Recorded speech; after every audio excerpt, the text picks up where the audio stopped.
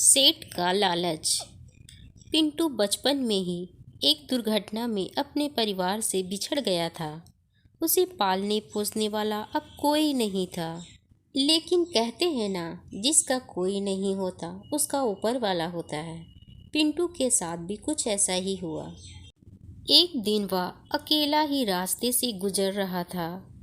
चलते चलते वह आम के पेड़ के पास पहुंच जाता है। बहुत तेज धूप है और थक भी गया हूँ। थोड़ी देर पेड़ की छांव में आराम कर लेता हूँ। पिंटू सुस्ताने के लिए थोड़ी देर पेड़ के नीचे लेट जाता है।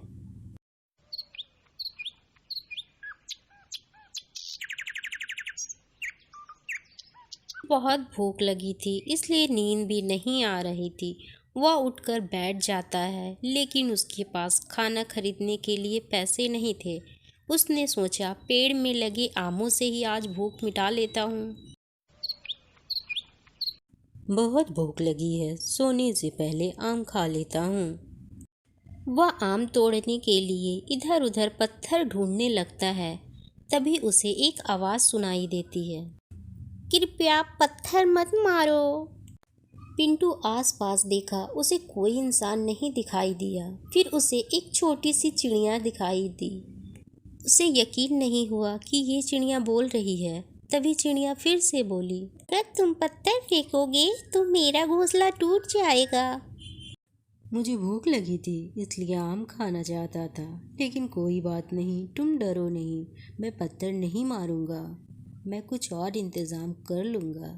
पिंटू की दयालुता देखकर वह बोली, इतने दयालु हो, तुम 2 मिनट रुको, मैं अभी आई।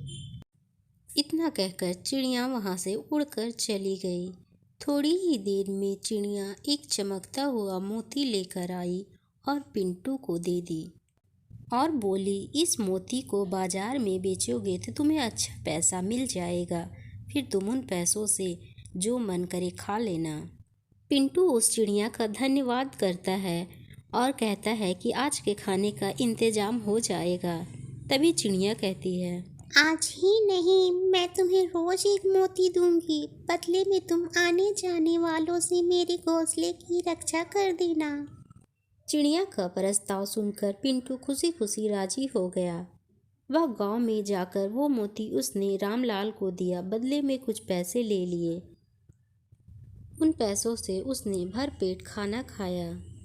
अब पिंटू रोज उस पेड़ के नीचे जाता और आने जाने वाले लोगों को पत्थर मारने से मना करता और घोंसले की रखवाली करता।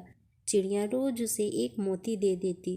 पिंटू रोज मोती रामलाल को देकर खाने का इंतजाम कर लेता। वो मोती बहुत कीमती थे। एक दिन रामलाल ने सोचा, इस लड़के के पास जरूर कोई खजाना है, इससे छुपकर इसका पीछा करना चाहिए। रामलाल अगले ही दिन पिंटू का पीछा किया और उसने सब कुछ देख लिया और मन ही मन सोचने लगा, कल मैं इस चिड़िया का पीछा करूँगा। रामलाल अगले ही दिन चिड़िया का पीछा किया। उसने देखा कि चिड़िया एक पेड़ के कोतर में जाती है और मोती लेकर आती है। रामलाल समझ जाता है कि यही वह खजाना है।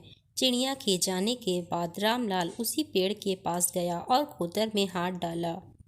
ये क्या! थोड़ी ही देर में रामलाल चिल्लाता हुआ भागा, कोई बचाओ रे, कोई बचाओ, मुझे सांप ने काट लिया।